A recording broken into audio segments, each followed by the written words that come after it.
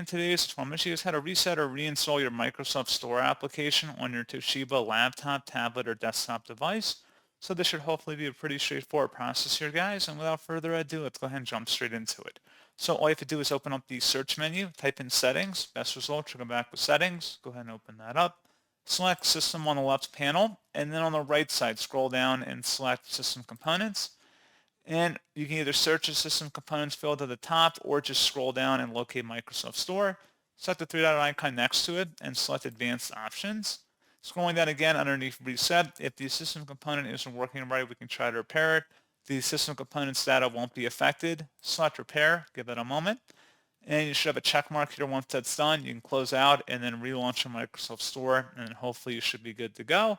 If not, you can come back in here and then just go back underneath the reset section where it says if the system component still isn't working right, reset it.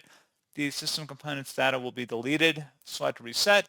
This will permanently delete the system components data on this device, including your preferences and sign-in details. Select reset. I would suggest restarting your computer at this time and then attempt to open up the Microsoft Store, and then hopefully you should be good to go.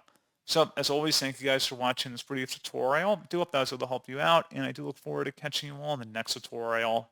Goodbye.